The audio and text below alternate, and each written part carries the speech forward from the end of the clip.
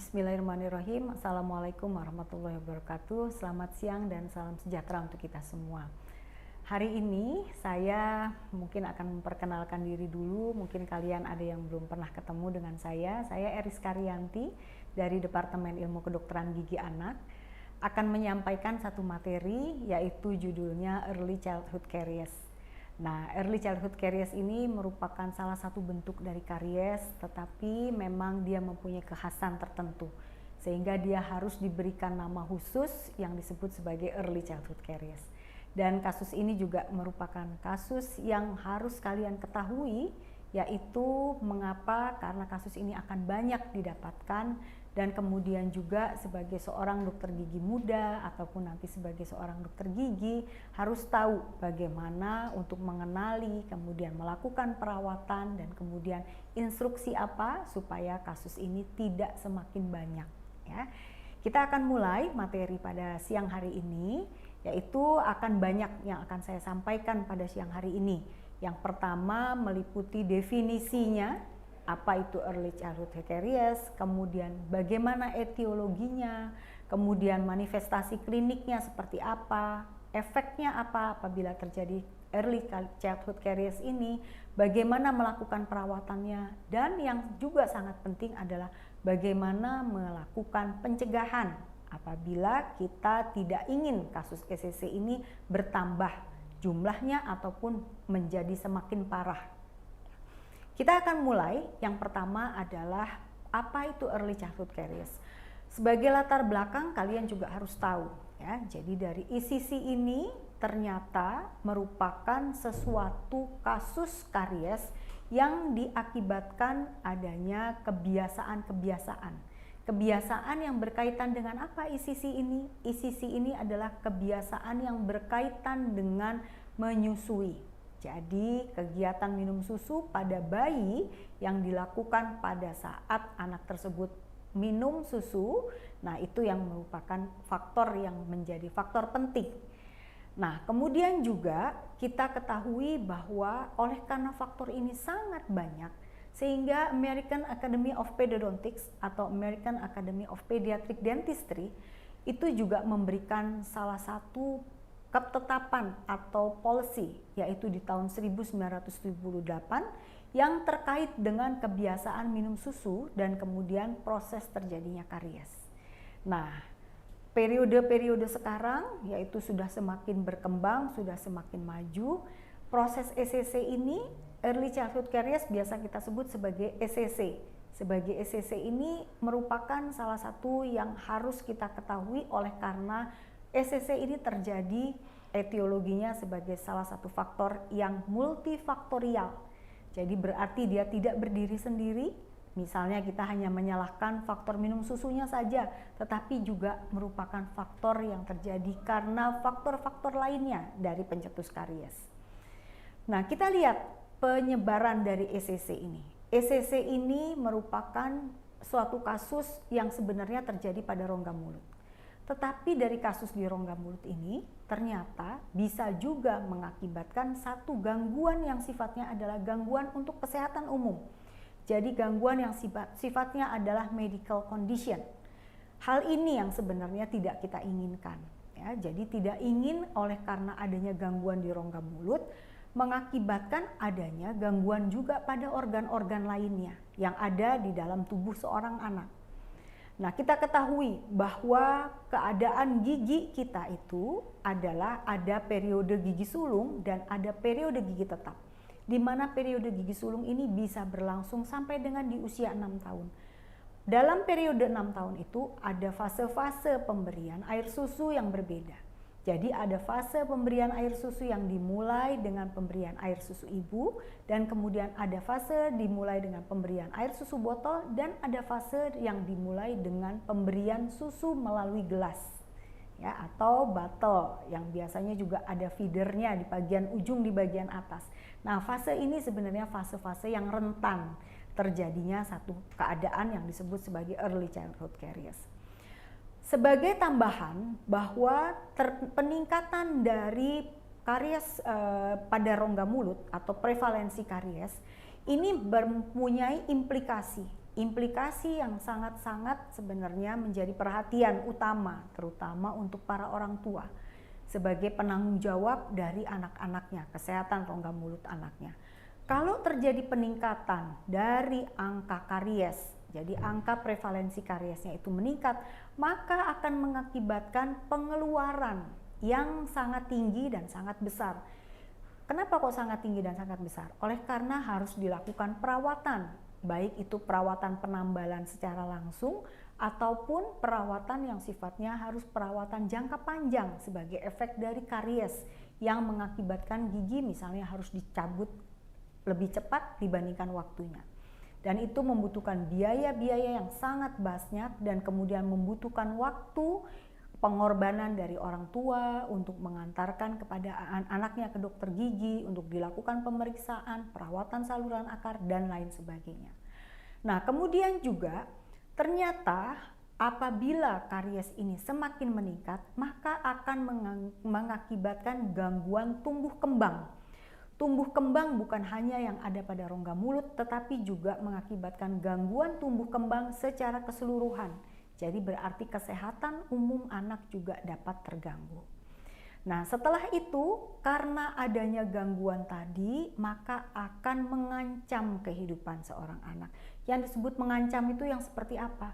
Oleh karena adanya keadaan yang tidak menyenangkan berkepanjangan.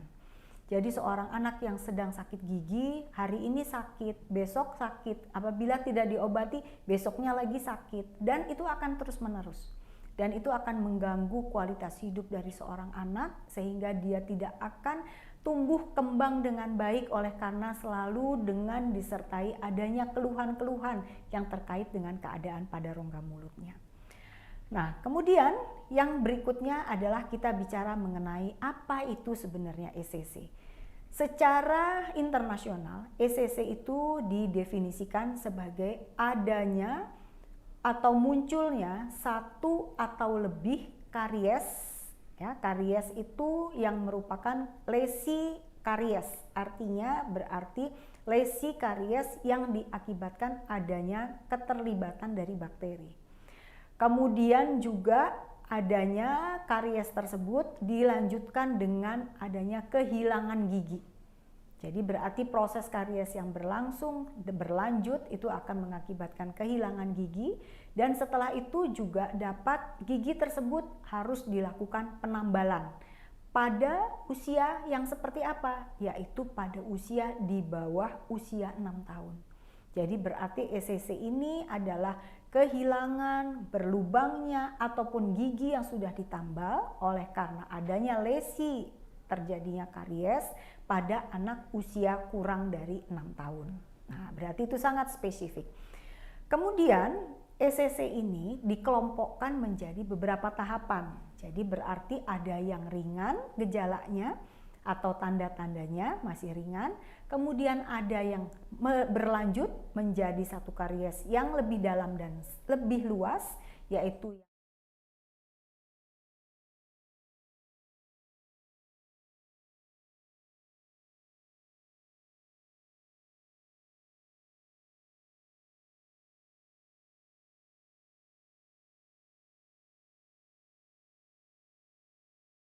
daerah mana anterior rahang atas yang muncul adalah biasanya pada daerah servikal.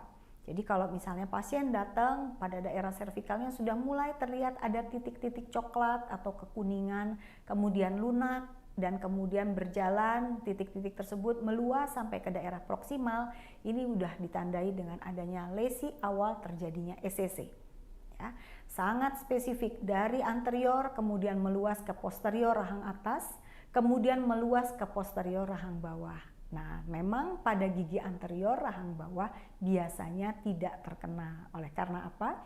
Oleh karena pada anterior rahang bawah posisi gigi terlindungi oleh karena adanya lidah.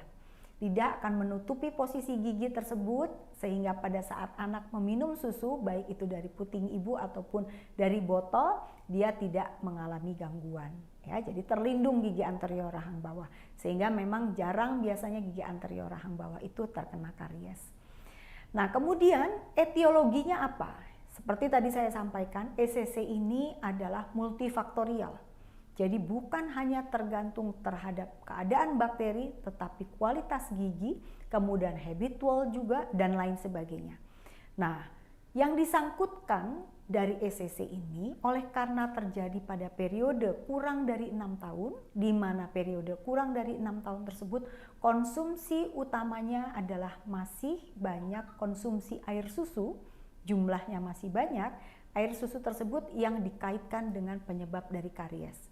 Jadi bisa karena posisinya pada saat minum susu atau dapat juga pada saat penempatan dari botol. Artinya penempatan botol apakah itu pada posisi duduk, apakah pada posisi berdiri. Dan kemudian juga berapa persen jumlah banyaknya pasien-pasien yang terkena pada gigi anterior rahang atas. Ternyata jumlahnya paling banyak. Jadi anterior rahang atas itu paling tinggi angka kejadiannya, kemudian pada rahang bawah itu nomor 2, kemudian pada molar rahang atas itu biasanya kejadian paling banyak ketiga, dan kemudian anterior rahang bawah itu sebenarnya hampir tidak ada, kalaupun ada persentasenya sangat-sangat kecil. Ya. Kemudian ini adalah klasifikasi dari early childhood caries. Ada lesi yang disebut sebagai lesi awal early decay. Kita lihat hanya gambarannya di daerah servikal, di mana hanya ada gambaran putih atau kecoklatan saja. Kemudian bisa merupakan jaringan yang sudah lunak, artinya bila dilakukan sondasi dengan sonde ataupun dilakukan ekskavasi dengan ekskavator itu sudah kita dapatkan jaringan yang nekrotiknya. Kemudian tahapan yang kedua adalah tahapan moderate decay. Ya, jadi moderate decay ini biasanya kariesnya sudah lebih luas dan sudah lebih kelihatan dengan kasat mata. Jadi kita tidak menggunakan alat bantu juga, kita sudah bisa mengatakan, oh ya ini ada karies. Dan perluasannya bisa daerah servikal, dapat meluas sampai ke daerah proksimal, bahkan ke daerah insisal. Dan kemudian yang tahap berikutnya adalah advance. Ya, advance dari karies ECC ini terlihat bahwa sudah bukan hanya anterior yang terkena, tetapi anterior tengah, tetapi sentral, tetapi juga lateral juga sudah terkena, bahkan sampai gigi caninus. Gigi caninus warnanya sudah kehitaman, kedalaman kariesnya bisa sudah sampai mencapai pulpa. Nah, itu yang biasanya sudah mengakibatkan banyak keluhan pada anak-anak. Nah, berikutnya ini adalah stages-stagesnya. Jadi nursing mouth caries, ECC itu dulu disebut sebagai NMC, tetapi sekarang lebih populer sebagai early childhood caries. Ya, NMC itu kena apa? Karena kebiasaan minum susu botol, sehingga dulu disebut sebagai nursing mouth caries. Ada tahapan yang disebut sebagai tahapan early stage. Jadi tahap pertama itu early stage, gambarannya seperti apa? Gambarannya adalah opak, yaitu white spot. Kemudian terjadi adanya proses demineralisasi pada daerah servikal dari gigi anterior. Kemudian tahapan kedua sudah masuk kepada tahapan karies. Tahapan karies ini lesi putihnya sudah meluas. Meluas sampai ke dalam, yaitu ke arah dentin. Kemudian terjadi perubahan warna diskolorasi pada daerah permukaan lingual, kemudian proksimal, kemudian permukaan labial, dan juga kadang-kadang sudah sampai menimbulkan rasa sakit atau pain pada gigi tersebut. Jadi pasiennya biasanya datang sudah mengeluh, kadang-kadang kalau minum air panas, air dingin ada rasa nggak enak gitu. Orang tuanya menyampaikan seperti itu kepada dokter gigi. Nah, kemudian tahapan yang ketiga adalah deep lesion stage. Jadi berarti lesinya sudah lebih dalam lagi. Ini biasanya terkena pada gigi anterior juga, ya, anterior upper incisor, dan itu biasanya pada anak-anak yang usianya berkisar 10 sampai 14 bulan. Jadi berarti proses kariesnya sudah terjadi di awal, kemudian proses karies tersebut berlanjut sampai kurang lebih usia 10 sampai dengan 14 bulan. Jadi berarti kalau 14 bulan itu sudah 1 tahun lebih, ya, jadi sudah cukup panjang, cukup lama proses kariesnya terjadi. Dan tahapan yang keempat kita sebut sebagai arrested caries stage. Nah, ini adalah tahapan di mana kariesnya sudah seperti tadi digambar, warnanya sudah hitam. Kemudian bila dilakukan ekskavasi biasanya sudah keras, tapi tidak menutup kemungkinan meskipun sudah arrested caries stage, pasien tetap merasakan adanya rasa sakit. Terutama pada karies-karies yang sudah mengenai kamar pulpa, itu sudah disertai dengan adanya keluhan sakit, bahkan kadang-kadang disertai dengan bengkak pada giginya. Nah, kemudian bagaimana faktor risiko? Kenapa kok seorang anak itu bisa terkena ECC?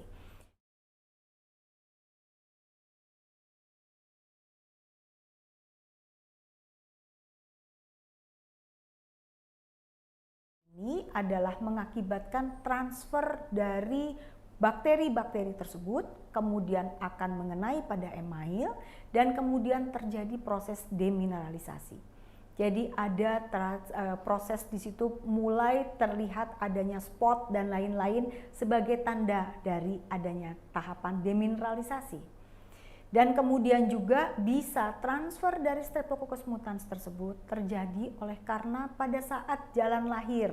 Ya, jadi pada anak yang lahirnya normal itu juga bisa terjadi transfer dari Streptococcus mutans, atau bisa juga pada saat anak tersebut dalam asuhan orang tuanya, di mana kedekatan antara orang tua, ibu terutama dengan anak, di mana kontak biasanya bicara, berdekatan, dan lain sebagainya, itu mengakibatkan adanya transfer dari Streptococcus mutans. Nah, kemudian ketidakseimbangan dari makanan dan minuman yang dikonsumsi oleh anak pada saat dia fase mulai mengenal makanan itu juga perlu diwaspadai. Jadi misalnya pada saat anak tersebut sudah mulai mengenal makanan, di mana makanan tersebut akan masuk ke dalam rongga mulut dari sendok.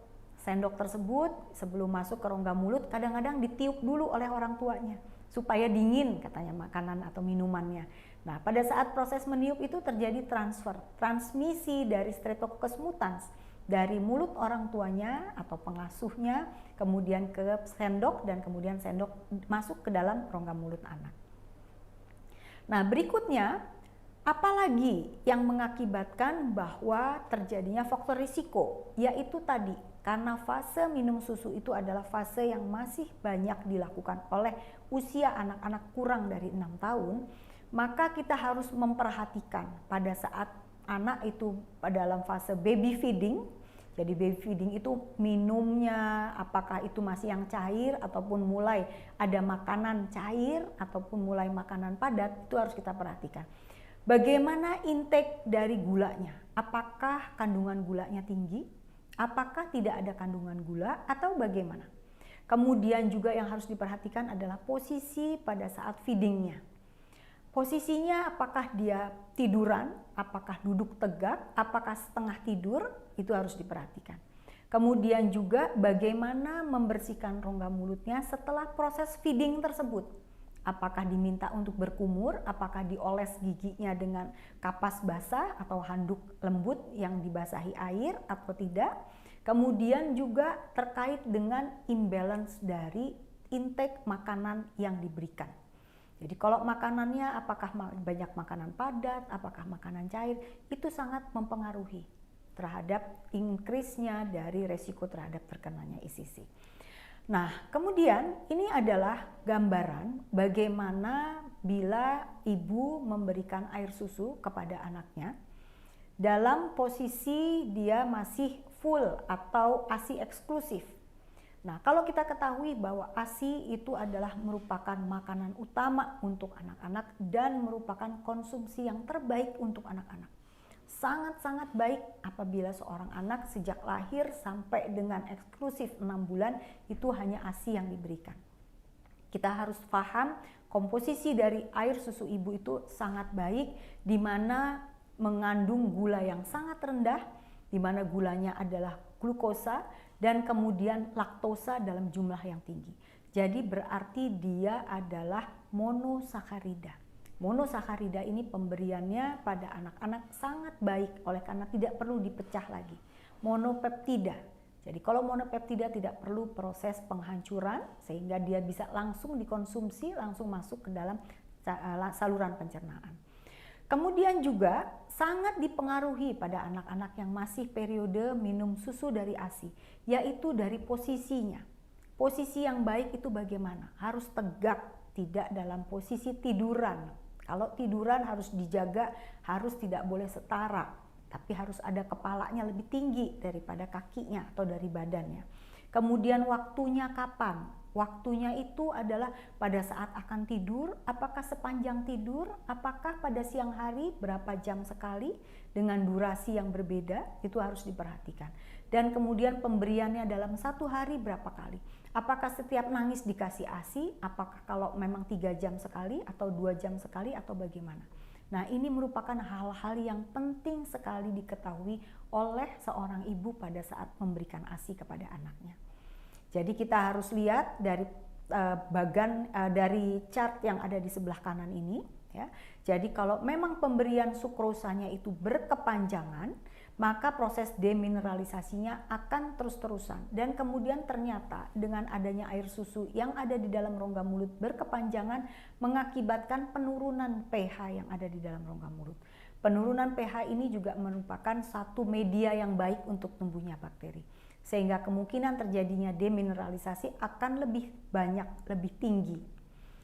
Kemudian pada saat memberikan air susu ibu, tadi yang saya katakan, ada posisi-posisi yang sebaiknya bisa diikuti. Jadi ada satu posisi yang disebut sebagai cradle position. Cradle position ini kepala anak ditopang oleh tangan ibu.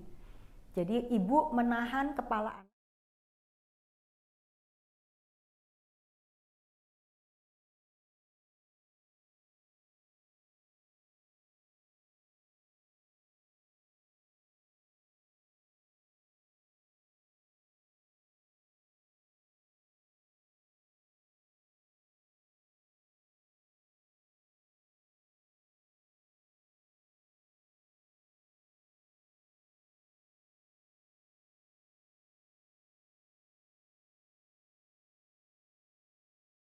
Kepala akan lebih tinggi.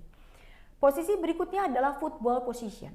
Football position ini kepala juga tetap harus diganjel oleh tangan atau telapak tangan oleh ibu, dan kemudian kaki dan badannya ada di samping dari badan ibu. Nah, posisi ini juga biasanya memberikan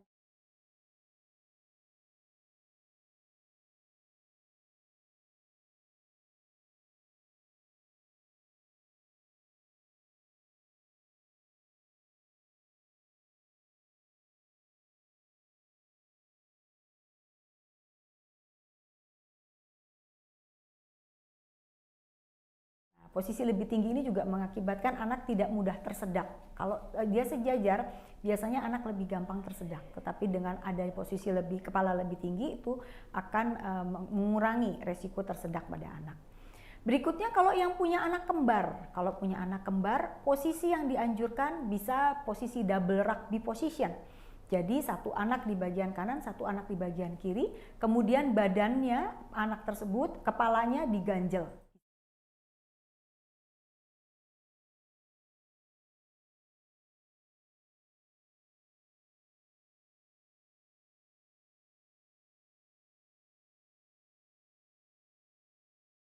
Manifestasi klinis, ya, manifestasi klinis dari ECC ini dapat kita lihat berupa enamel hipoplasia. Jadi enamel hipoplasia itu adanya gambaran kelemahan dari kualitas email. Emailnya menjadi tidak rata, kemudian biasanya lunak, ada perubahan warna, ya, gambarannya adalah seperti itu. Atau akan mengakibatkan defek pada saat pertumbuhan dan perkembangan. Defeknya di mana? Defeknya adalah gambaran pada struktur giginya yang akan berubah. Dan kemudian juga terjadi perubahan pada pertukaran ion dan mineral dari gigi. Jadi berarti pada saat terjadi ECC, terjadi gangguan pertukaran dari ion dan mineral pada permukaan email dari gigi. Di mana gigi itu akan terendam pada saliva, saliva itu akan banyak kandungan mineral dan ion-ion yang sebenarnya akan bisa dilakukan transfer untuk menambah kekuatan dari gigi. Nah, kemudian kita lihat terkait dengan etiologi tadi, ternyata faktor sosial ekonomi juga berpengaruh, ya, terhadap terjadinya tinggi rendahnya ECC pada kelompok individu atau populasi tertentu. Dikatakan bahwa di sini ada survei yang sudah dilakukan di Kanada dan kemudian survei yang sudah dilakukan di UK. Ternyata juga pada kelompok anak-anak dengan sosial ekonomi rendah, angka kejadiannya lebih tinggi. Jadi angka kejadian ECC ini pada kelompok yang sosial ekonomi rendah bisa sampai mencapai 80%. berarti sangat-sangat tinggi, di atas 50%. Nah, hal itu sebenarnya yang mengkhawatirkan. Mengapa hal ini bisa terjadi? Kenapa sebabnya? Apa yang salah dalam pemberian air susu kepada anak-anak? Itu biasanya yang harus diperhatikan. Kemudian juga ada faktor-faktor lainnya adalah medical condition dan pengobatan. Jadi anak-anak yang abnormal, kemudian juga pada pasien yang sedang perawatan kanker, kemudian pasien-pasien kebutuhan khusus, ataupun pasien-pasien yang diberikan medikasi obat-obatan terus-menerus, di mana obatnya biasanya diberikan sirup, di mana sirup biasanya akan dikasih gula, dikasih warna, yang ada penambahan rasa agar anak mau minum. Nah, ini merupakan faktor risikonya. Nah, kemudian bagaimana efeknya kalau seorang anak sudah terkena ECC? Efeknya adalah mengakibatkan penurunan dari berat badan. Kenapa bisa terjadi? Apalagi kalau ECC yang sudah berlanjut sampai ke yang severe atau yang advance. Itu biasanya anak akan sulit mengunyah, tidak mau makan, makannya jadi diemut, sehingga konsumsi intake makanannya menjadi berkurang. Kemudian juga mengakibatkan gangguan tadi tumbuh kembang, dan kemudian juga kita harus ketahui bahwa secara kualitas hidup dari anak tersebut akan menurun. Anak menjadi tidak ingin untuk banyak beraktivitas, belajar juga akan menurun, sehingga kemampuan dia untuk berkembang itu akan sangat rendah. Nah, berikutnya bagaimana perbedaannya? Kita bicara ECC, ternyata ada juga istilah yang disebut sebagai rampan karies. Kalau rampan karies secara karakteristik itu berbeda. Ya, kalau ECC itu gambarannya adalah dia meluas bisa sampai mengenai pada gigi tadi, permukaan anterior, rahang atas, kemudian posterior rahang atas, posterior rahang bawah, anterior rahang bawah tidak terkena. Tetapi kalau rampan karies itu dia terkena. Kemudian usianya, kalau ECC hanya usia terbatas sampai di 6 tahun. Tapi kalau rampan karies bisa sampai ke periode gigi tetap juga. Jadi berarti lebih panjang dia ukuran secara waktunya prosesnya. Kemudian etiologinya, kalau ECC lebih banyak disebabkan karena kesalahan pada saat proses feeding. Apakah posisi, durasi, frekuensi, dan lain sebagainya. Sementara kalau rampan karies itu karena kesalahan lebih banyak kepada konsumsi makanan dan minuman. Jadi faktornya berbeda. Kemudian proses preventionnya juga untuk pada pasien ECC itu kita bisa memberikan counseling dan lain sebagainya. Sementara kalau pada rampan karies kita harus mengidentifikasi secara lengkap dan detail apa saja kira-kira yang merupakan faktor risiko terjadinya rampan karies tersebut. Kemudian bagaimana kita mencegah?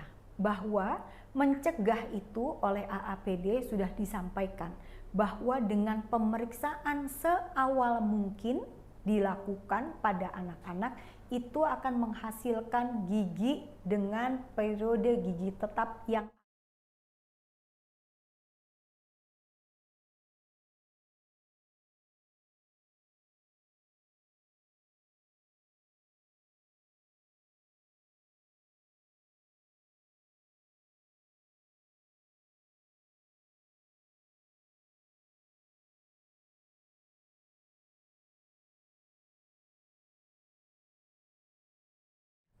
Nah, bagaimana kita melakukan pencegahannya? Yang pertama dengan oral hygiene instruction. Kita memberikan instruksi kepada ibu, kepada pengasuh, kepada orang yang ada di sekitar anak tersebut yang biasanya mungkin apakah om, tante, atau kakak adiknya. Itu untuk membantu untuk membersihkan rongga mulutnya dengan cara melakukan masas pada gigi dan kemudian gusinya terutama.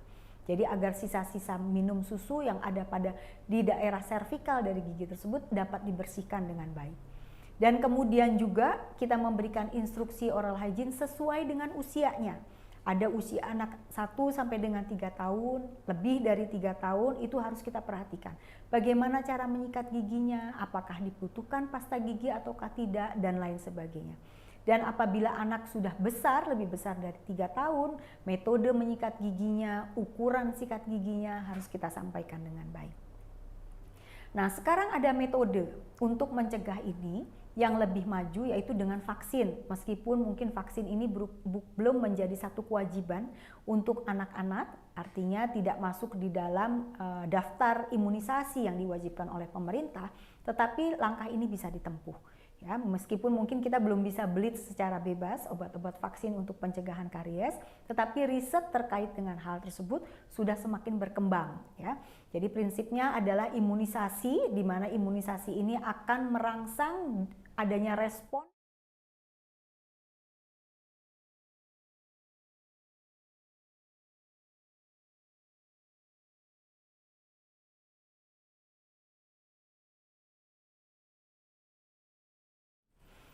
Dan kemudian berikutnya adalah bagaimana melakukan perawatan apabila sudah terjadi ECC. Untuk pasien-pasien yang kooperatif, kita bisa membuat restorasi. Restorasi berupa bahan tambal, pilihan bahan tambal yang sehat, misalnya dengan menggunakan gelas ionomer semen yang kombinasi dengan resin komposit, ataupun yang full coverage restoration, itu bisa menjadi pilihan dalam melakukan perawatan kasus dengan ECC. Atau dengan melakukan slicing, misalnya kariesnya terjadi pada daerah proksimal, kita buang bagian proksimalnya. Setelah dilakukan slicing, bisa kita lakukan aplikasi fluor agar tidak terbuka tubuh lidentinnya dan kemudian bisa melindungi sehingga tidak ada terjadi karies baru di daerah tersebut. Dan bila sudah berlanjut, kariesnya harus dilakukan perawatan saluran akar atau dengan melakukan pulp treatment. Nah, setelah itu kita menggunakan restorasi-restorasi apabila banyak permukaan yang terkena dengan yang full coverage restoration. Pilihannya bisa inlay, bisa uplay, ataupun dengan menggunakan stainless steel crown. Nah, apabila pasiennya tidak kooperatif atau belum kooperatif, maka penanggulan utamanya adalah mengurangi rasa sakit, terutama pada ECC yang sudah mengenai jaringan pulpa. Itu biasanya menimbulkan rasa sakit, maka harus kita kurangi dulu rasa sakitnya. Setelah itu bisa kita lakukan atraumatic restorative treatment, di mana ART ini adalah penambalan gigi tanpa dilakukan pengeburan. Jadi hanya menggunakan hand instrument saja, setelah itu dilakukan penambalan dengan menggunakan bahan-bahan restorasi. Dan kemudian juga awalnya kita harus melakukan dulu behavior modification pada pasien anak. Kita kondisikan bahwa anak tersebut kita minta untuk kooperatif, kemudian kita kondisikan suasana ruang praktek kita, pendekatannya, jenis perawatan dulu, apa yang harus dilakukan sebaiknya, dan lain sebagainya. Nah, kemudian ini adalah bagaimana efek kalau ECC itu tidak ditanggulangi. Jadi kalau tidak dilakukan treatment seperti tadi yang saya sampaikan, ternyata mempunyai efek jangka panjang. Yaitu apa? Mengakibatkan penyempitan pada lengkung rahang, terutama pada kasus ECC yang berlanjut yang harus dilakukan pencabutan, maka akan terjadi penyempitan rahang. Kemudian akan mengakibatkan gangguan psikologis pada anak karena ECC pada gigi anterior rahang atas. Pada saat anak tersenyum, bicara, itu mengakibatkan satu gangguan. Sehingga anak juga sudah merasakan dia mengalami satu gangguan psikologis. Kemudian mengakibatkan keterlambatan erupsi. Jadi delay eruption dari gigi tetap yang akan menjadi gigi pengganti dari gigi sulungnya. Atau dapat juga terjadi infeksi yang disebut sebagai ulcus decubiti atau ulcus decubitus atau apical fenestration. Nah, hal ini sebenarnya sangat-sangat mengganggu oleh karena apical fenestration ini akan ada akar yang keluar dari gusi sehingga mengakibatkan rasa yang tidak nyaman, tajam, dan kadang-kadang disertai suka keluar darah oleh karena luka pada daerah gusinya. Kemudian penting kita melakukan treatment ini sebelum kita menentukan rencana perawatan, lakukan dulu caries risk assessment. Caries risk assessment ada beberapa metode yang diterapkan, ada yang disampaikan oleh AAPD, ada yang disampaikan oleh Cambra, ada ADA, dan ada menggunakan kariogram. Dan ini disesuaikan dengan kebutuhan kita. Dan kemudian ketersediaan alat dan bahan pada saat kita menentukan caries risk assessment.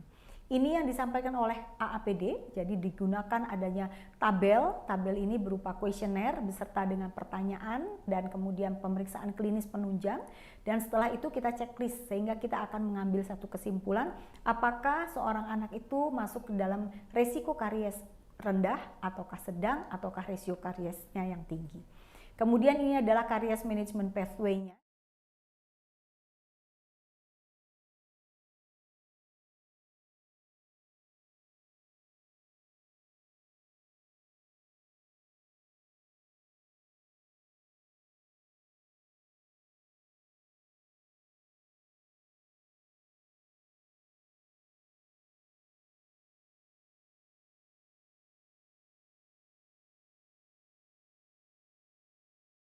Mungkin itu saja yang bisa saya sampaikan terkait dengan early childhood caries. Mudah-mudahan apa yang saya sampaikan tadi bisa kalian pahami, bisa kalian mengerti, dan kemudian nanti apabila kalian menjadi seorang dokter gigi muda, kalian bisa melakukan perawatan ataupun deteksi dini ECC ini sehingga proses karisnya tidak berlanjut sehingga menurunkan kualitas hidup dari anak. Terima kasih atas perhatiannya. Saya tutup pertemuannya pada siang hari ini dengan ucapan alhamdulillahirabbil alamin. Billahi taufiq wal hidayah. Wassalamualaikum warahmatullahi wabarakatuh.